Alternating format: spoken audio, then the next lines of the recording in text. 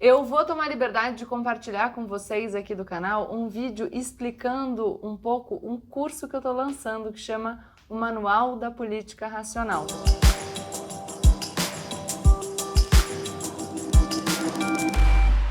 Olá pessoal, como eu sempre digo, a partir de agora, menos emoção e mais razão. Aproveita para se inscrever no canal, deixar o seu like e compartilhar esse vídeo que é especial com seus amigos. Eu vou tomar liberdade de compartilhar com vocês aqui do canal um vídeo explicando um pouco um curso que eu estou lançando que chama o Manual da Política Racional. Eu produzi esse vídeo com muito carinho e se vocês me acompanham em outras redes, vocês já viram que por lá, no Instagram ou no Twitter, eu já dei um spoiler, mas agora eu quero garantir que vocês aqui no YouTube também tenham contato com esse conteúdo. Então assistam e no final me digam se vocês gostaram. Se vocês quiserem fazer o curso, eu vou deixar o link aqui embaixo do vídeo e aí vocês podem clicar e se inscrever. Eu vou adorar ter vocês como meus alunos no Manual da Política Racional.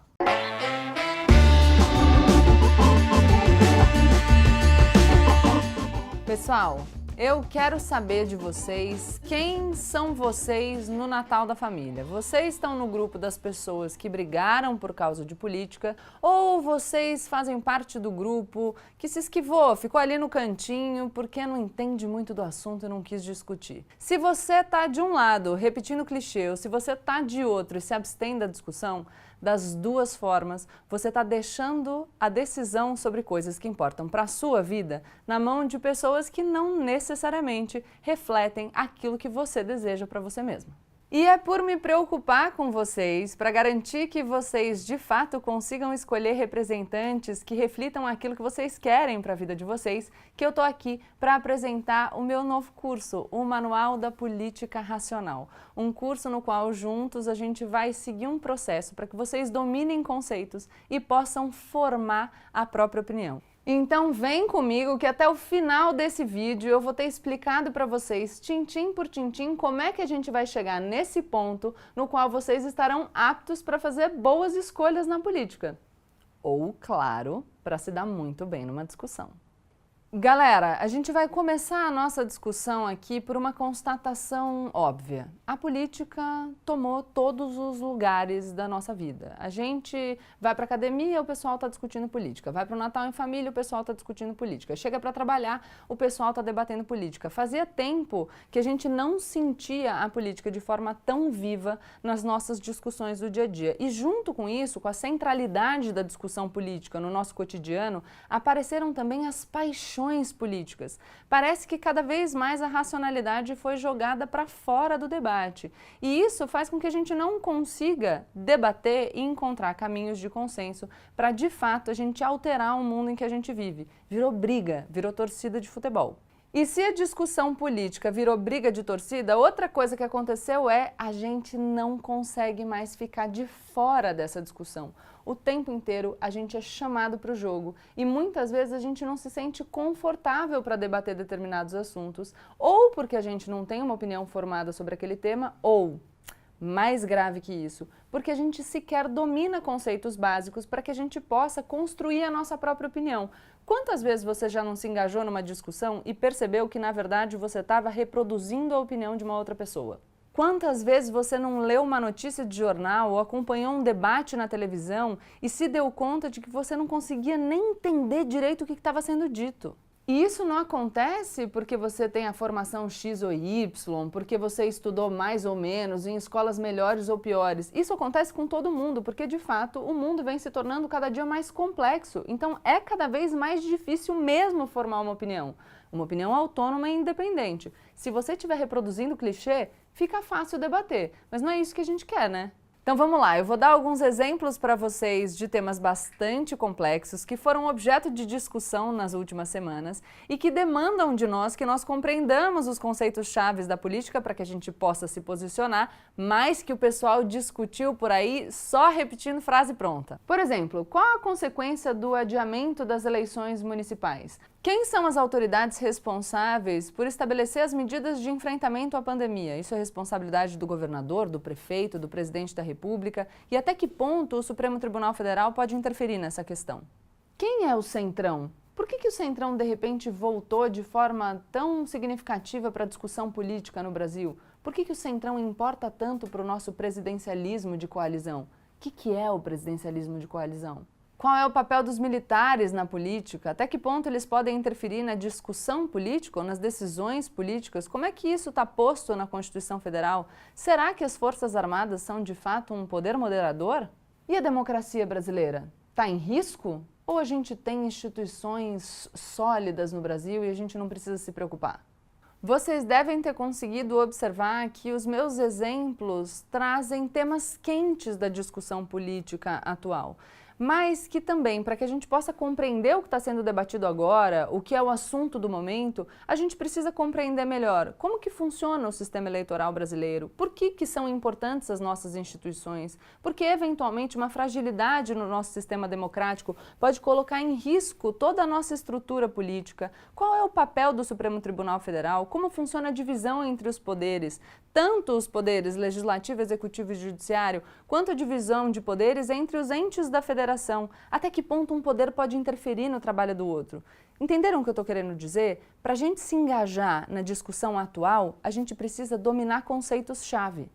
Para explicar melhor o que eu estou tentando dizer para vocês, eu vou trazer dois exemplos muito atuais e vou tentar demonstrar como é fundamental que a gente compreenda melhor as engrenagens da política nacional para que a gente possa se posicionar sobre esses assuntos.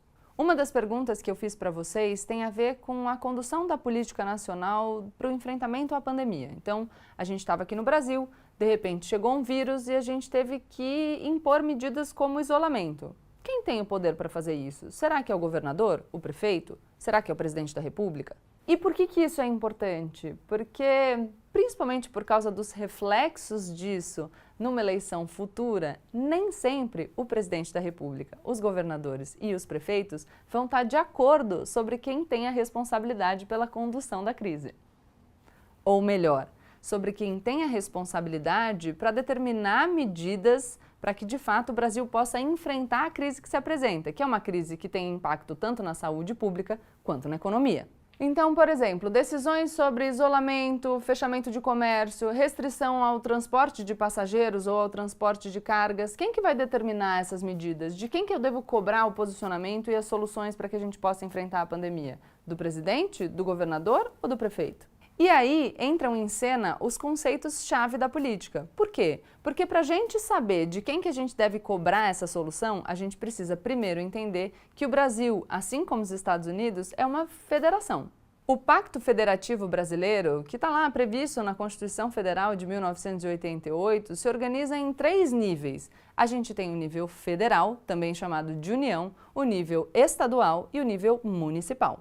E esses 3 níveis da federação têm sua própria fonte de financiamento, por impostos, por exemplo, e têm as suas atribuições específicas. Nos 3 níveis da federação, a gente também tem expressões do poder executivo, judiciário e legislativo. Então, deixando o poder judiciário um pouco de lado, porque ele tem uma organização um pouco mais complexa, vamos falar sobre as nossas autoridades eleitas em cada um desses níveis da federação. Quando a gente está falando de âmbito federal, quem é o chefe do Poder Executivo? O presidente da República. E os representantes do Poder Legislativo são os deputados federais e os senadores. Quando a gente vai para o âmbito estadual, o chefe do Poder Executivo é o governador e os representantes do Poder Legislativo são os deputados estaduais. Quando a gente está falando de nível municipal, o chefe do Poder Executivo é o prefeito e os representantes do Poder Legislativo são os vereadores. E aí talvez vocês me digam, tá bom, Gabriela, eu já sabia que o Brasil era uma república federativa e já sabia também desses níveis, federal, estadual e municipal, e sabia que eles dividem atribuições, então você não me trouxe nenhuma novidade. E aí talvez eu te pergunte, será que você sabe exatamente de quem você deve cobrar quando um problema se apresenta? Mais que isso, será que nessa questão que envolve uma pandemia, ou seja, uma situação absolutamente inusitada, é fácil assim a gente determinar quem tem a responsabilidade e até que ponto a responsabilidade de um ente federativo se sobrepõe a de outro ente federativo? Como é que eles vão resolver um impasse? Será que se fosse definitivamente tão fácil, o pessoal ia ter pedido para o Supremo Tribunal Federal decidir a questão? Mais que isso, se fosse de fato tão simples, será que mesmo depois de uma decisão do Supremo Tribunal Federal, as pessoas seguiriam divergindo sobre o que significou efetivamente a decisão do STF? Eu acho que não. E por achar que não e compreender que a questão é extremamente complexa, é que eu de fato acredito que se a gente não dominar esses conceitos-chave, o que a gente vai fazer é repetir a opinião que é considerada popular no meio no qual a gente está inserido. E isso não é legal, porque você perde a autonomia, você vira repetidor de frase pronta. E claro, repetir frase pronta pode te fazer, de repente, ficar popular no seu grupo, mas isso tem consequências para o nosso país, tem consequências práticas na vida das pessoas. Se a gente viver num país em que uma instituição, por exemplo, o Poder Judiciário, o STF, acaba interferindo no âmbito de outro poder de forma indevida, a gente pode ter uma situação de fragilidade democrática. Se a gente não tem certeza a respeito do que vai ser decidido pelo Poder Judiciário, quando a gente coloca essa divisão de atribuições entre os entes federativos para que ele possa decidir, a gente pode estar inserido num contexto de insegurança jurídica que vai ter enormes consequências para o país. Vamos lembrar que, nesse caso, o Supremo Tribunal Federal foi chamado para discussão porque existia uma divergência entre os governadores dos estados, e aqui eu vou dar um exemplo do João Dória em São Paulo, do Wilson Witzel no Rio de Janeiro ou do Flávio Dino no Maranhão, com o presidente da República. Os governadores querendo restringir a circulação de pessoas e o transporte de cargas e passageiros entre os estados, e o presidente Jair Bolsonaro editando um decreto falando: não, peraí, eu acho que essas medidas são severas demais e isso vai gerar um problema econômico, não tem que ser assim. Você pode me dizer: ah, Gabriela, mas eu não gosto do Bolsonaro, eu não gosto do João Dória, eu não gosto do Wilson Witzel, então eu vou concordar com quem está discordando deles. Mas aí é uma opinião, assim, com um alicerce bem frágil, né? É bem mais emoção e menos razão, o contrário do que a gente defende aqui. Só para vocês saberem o que aconteceu nesse caso, o Supremo Tribunal Federal, chamado a decidir ali a questão, primeiro se manifestou de forma monocrática pelo ministro Marco Aurélio Mello, que falou sobre competência concorrente. Ou seja, o Supremo Tribunal Federal, primeiro pelo ministro Marco Aurélio, posição que depois foi referendada pelo plenário, decidiu que os estados e municípios têm autonomia, mas isso não significa que o governo federal não possa fazer nada. Ou seja, o Supremo Tribunal Federal disse que a União pode legislar sobre esses assuntos, mas deve respeitar a autonomia dos entes subnacionais. Pode legislar sobre esses assuntos desde que respeite a autonomia dos estados e municípios. É por isso que a gente precisa entender melhor o nosso pacto federativo, inclusive para compreender que não existe hierarquia entre os entes federativos, que cada um tem autonomia na sua esfera prevista de atuação. Outro problema muito relacionado à pandemia é a possibilidade, agora realidade, de adiamento das eleições municipais, que seriam realizadas entre os dias 4 e 25 de outubro. E elas seriam realizadas entre 4 e 25 de outubro não por uma ideia mirabolante de alguém, é porque isso está previsto em algum lugar, tá? Essa decisão sobre adiar ou não as eleições, sobre quando que a gente ia realizar as eleições municipais, trouxe à tona diversas discussões extremamente importantes que têm impacto direto na vida de todos nós. A razão do debate é que as eleições municipais, que vão ser realizadas em todos os milhares de municípios do Brasil numa mesma época, teria como consequência a aglomeração de pessoas. A gente está enfrentando uma pandemia, a ordem é de isolamento para a gente conter a disseminação do coronavírus, então como é que a gente vai conseguir conciliar essas duas necessidades? Fazer a eleição e mesmo assim manter as pessoas isoladas. Lembrando que no Brasil o voto é obrigatório. Lembram que eu falei para vocês que a data de realização das eleições municipais estava prevista em algum lugar? É verdade, ela está prevista na Constituição Federal. E isso significa que para a gente decidir adiar as eleições municipais, a gente precisa aprovar uma proposta de emenda à Constituição, que justamente por alterar o texto constitucional tem um processo muito mais difícil no Congresso Nacional, exigindo um número de votos significativo. E além da data de realização do pleito propriamente dito, a gente também tem outras questões que vão ter que ser decididas e que estão previstas na lei eleitoral. Por exemplo, filiação de candidatos, registro de candidatura, período horário de propaganda eleitoral, data limite para prestação de contas. E claro, além dessas questões previstas na lei e na Constituição Federal, a gente precisa pensar nas questões políticas relacionadas com o adiamento das eleições municipais. Ou seja, que vai ter impacto naquelas pessoas que estão se candidatando à reeleição ou, de outro lado, dos candidatos que estão vindo para concorrer com quem está ocupando a cadeira atualmente. Pensa aqui comigo. Se você é prefeito de uma cidade, o adiamento das eleições vai dar mais chance para o candidato que está querendo tomar o seu lugar fazer campanha durante esse período. Então você, como prefeito, deve querer realizar a eleição o mais rápido possível. Adiar as eleições abre uma vantagem para quem está vindo de fora, entendeu? E não para quem está ocupando o cargo hoje. E como complexidade pouca é bobagem, mesmo essa história de que o adiamento das eleições daria uma chance maior para os candidatos que estão se apresentando ao grande público agora, fica prejudicada, porque se a gente está numa pandemia na qual a ordem é se isolar, como é que esse pessoal vai fazer campanha? Durante um período, algumas pessoas defenderam inclusive que os mandatos fossem estendidos até 2021, época em que provavelmente a gente vai estar mais tranquilo em relação a esse problema de saúde pública. E aí, de duas uma. Ou, por exemplo, o prefeito que já está ocupando o cargo aproveita esse mandato estendido para poder fortalecer a sua imagem para a reeleição, ou, pior, nos últimos meses do mandato ele pode prejudicar a sua popularidade. Então tem prós e contras. Pode dar muito certo e pode dar muito errado.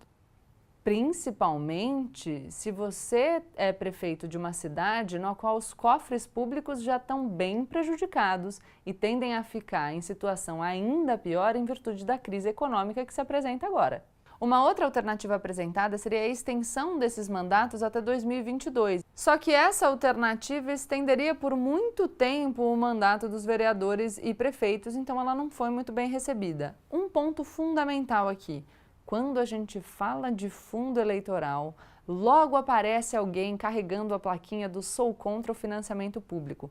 Mas para a gente discutir financiamento de campanha, a gente precisa entender sobre o que a gente está falando. E a gente vai conseguir entender isso no nosso Manual da Política Racional.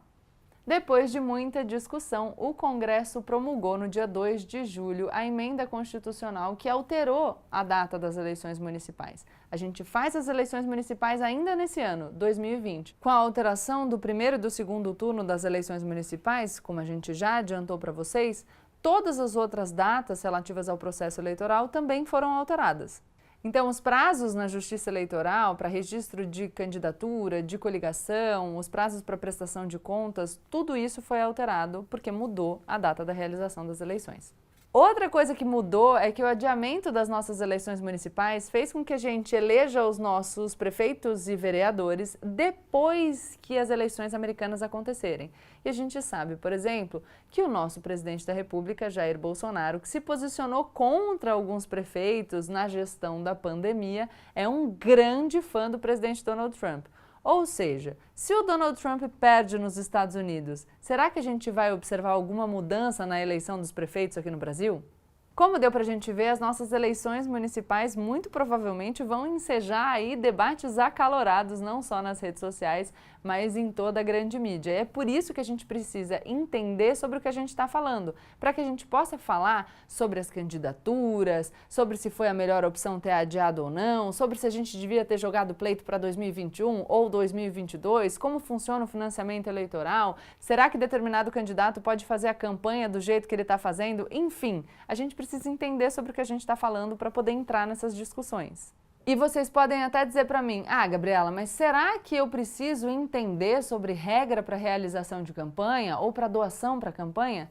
Precisa. Sabe por quê? Porque depois, alguns anos, alguns meses após a finalização das eleições, a gente pode estar discutindo, como acontece com o presidente Jair Bolsonaro, a cassação da chapa que elegeu o presidente Bolsonaro e o seu vice Hamilton Mourão. Como vocês sabem, se vocês me acompanham nos meus vídeos, no TSE ainda está sendo discutida a possibilidade de cassação da chapa, tanto porque os empresários teriam burlado a decisão do Supremo Tribunal Federal que vedou a doação por pessoas jurídicas, quanto porque as mensagens teriam sido difundidas em massa e contendo informações inverídicas sobre candidatos. Então, vejam só, são regras relativas à campanha que podem ter impacto, por exemplo, para a cassação de uma chapa que foi eleita. Acho que pelo conteúdo que eu acabei de trazer para vocês aqui nesse vídeo, fica claro como muitas vezes a gente se depara com algumas questões sobre as quais a gente não sente segurança de se manifestar. Então chega um amigo seu e te pergunta, o que você acha? Você acha que as eleições municipais devem ser realizadas ainda em 2020 ou que o Congresso deveria aprovar uma emenda à Constituição para mudar a data das eleições municipais para 2022? E você fica assim, gente... O que será que está em jogo? Será que quando alguém te perguntou sobre isso, você pensou que a gente poderia ter o impacto da decisão nas eleições americanas? Será que você pensou que a mudança na data das eleições municipais poderia significar uma vantagem para o candidato que se apresenta como uma alternativa ao agora prefeito? Vocês já pararam para pensar que os prazos e as exigências da legislação eleitoral para a formação de um novo partido fizeram com que o presidente Jair Bolsonaro não conseguisse a tempo formar o seu novo partido, Aliança pelo Brasil, e apresentar candidatos para as eleições municipais? Vocês já pararam para pensar qual a consequência que isso pode ter se ele se enfraquece ou se fortalece para 2022? Quando o Supremo Tribunal Federal decidiu sobre a distribuição de competências entre os entes federados no enfrentamento à pandemia, vocês pararam de fato para refletir se vocês sabiam onde é que estava escrito quem era responsável pelo quê? Se eu pedir para vocês pensarem agora, talvez vocês me digam que em algum momento vocês foram contra ou a favor da decisão do Supremo Tribunal Federal a partir de se vocês gostavam ou não da pessoa que se sentiu prejudicada por ela? Se você me disser que sim, que você tinha uma predisposição para defender a decisão do Supremo Tribunal Federal a partir de quem se sentiu prejudicado por ela, eu vou te dizer que você está se posicionando por afetos, e isso não é legal.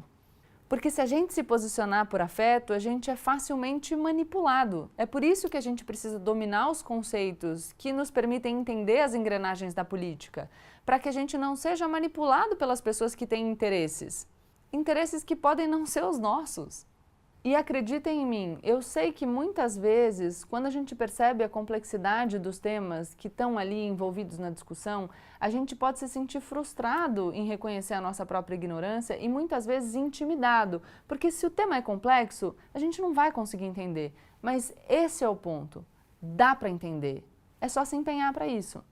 Se vocês acompanham o meu trabalho, vocês sabem que o meu objetivo aqui é sempre o mais razão e menos emoção. Ou seja, eu estou sempre buscando argumentos sólidos para que a gente possa justificar a nossa tomada de posição e sempre dando para vocês a maior quantidade de elementos possível para que vocês possam formar uma opinião que não necessariamente é a minha. O meu interesse não é que vocês reproduzam o meu pensamento sobre o mundo, é que vocês formem o próprio pensamento sobre o mundo. Só que o meu tempo muitas vezes é curto, ou seja, eu não consigo trazer para vocês a discussão que está ali no debate público, o tema que está sendo objeto do debate agora, junto com uma explicação densa sobre os conceitos que me permitem, pelo meu domínio, formar essa opinião sobre o assunto. É isso que eu quero com o Manual da Política Racional. Eu quero que vocês construam o alicerce para que vocês tenham cada vez mais autonomia. E aí eu quero contar uma coisa para quem não me conhece tão bem. Eu venho da advocacia, eu não comecei a minha carreira fazendo comentários sobre política. Isso significa que quando eu comecei a lidar mais com a política nacional e também internacional, eu já tinha desenvolvido alguma habilidade no debate, mas ainda me faltava um pouco de rigidez nos meus alicerces. Então, o processo que eu estou sugerindo a vocês agora foi o processo que eu segui. E eu decidi seguir esse caminho de solidificar os meus alicerces porque, como professora de processo penal, eu já pude perceber como isso fazia diferença na vida e no sucesso dos meus alunos, quando o assunto era só o direito. Eu digo isso com tanta convicção porque eu sei que dominar os conceitos-chave vai fazer com que vocês tenham as ferramentas necessárias para que vocês possam construir a opinião de vocês sobre todos os assuntos.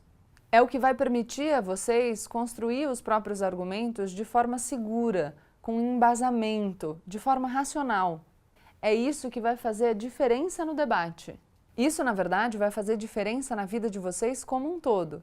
E claro, nesse nosso mundo de hoje, em que assumir as próprias ignorâncias pode ser mal visto numa sociedade que finge o tempo todo que sabe sobre todas as coisas, vocês podem fazer esse curso de forma absolutamente discreta e, de repente, numa discussão ali de surpresa, vocês vão chegar com um argumento embasado, alicerçado, sólido, racional e não vai ter para ninguém.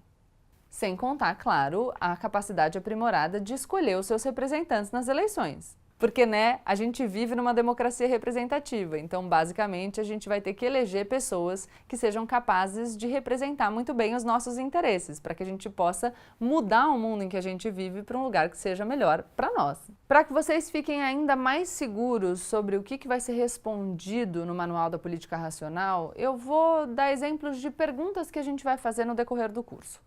Para que serve uma Constituição? Por que uns países têm presidente e outros têm primeiro-ministro? E o que será que significa presidencialismo de coalizão?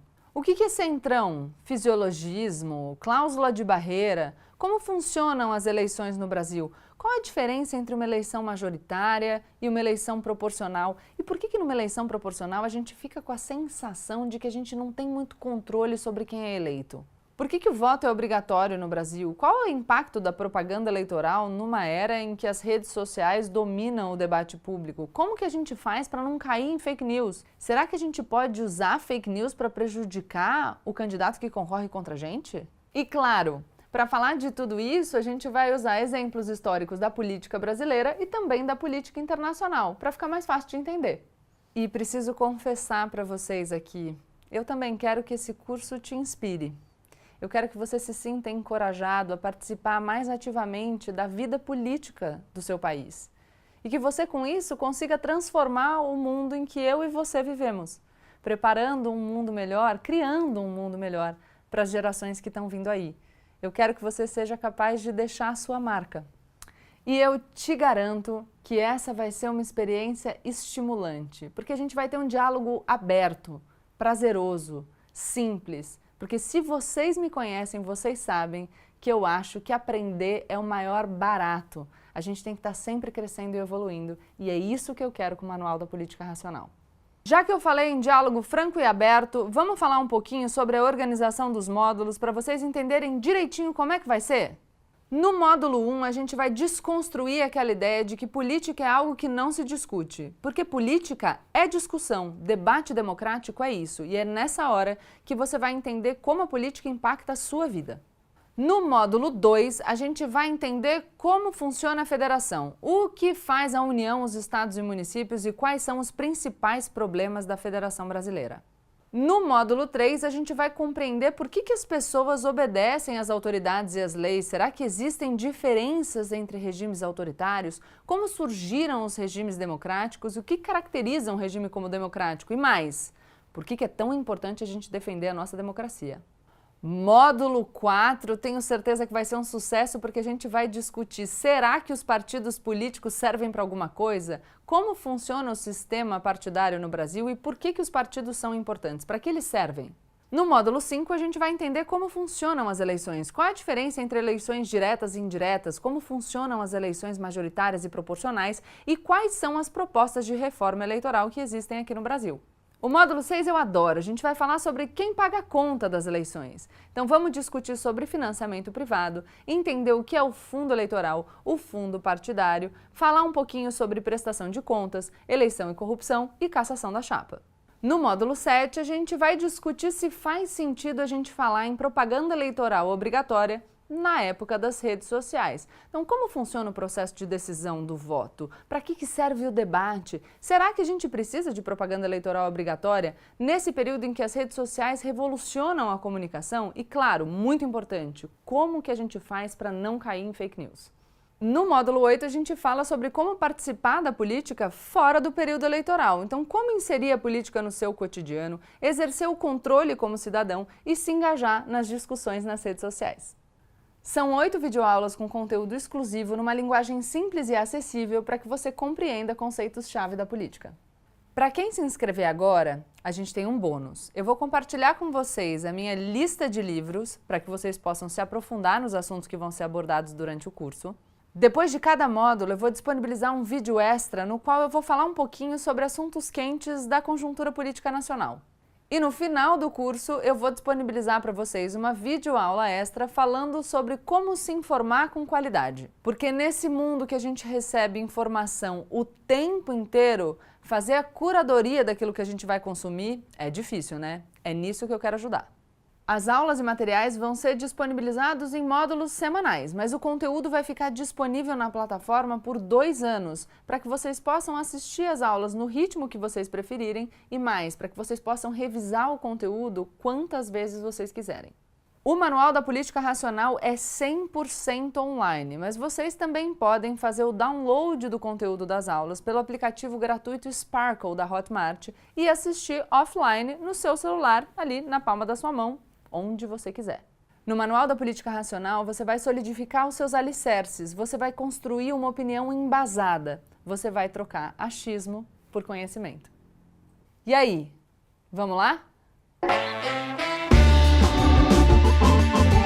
É isso, espero que vocês tenham gostado. Se vocês ainda ficaram com alguma dúvida, entrem no site que está aqui embaixo para vocês poderem ler um pouquinho mais como vai ser o Manual da Política Racional e aí poderem decidir se vocês acham que vai ser uma boa participar ou não, tá bom? Espero que vocês se animem.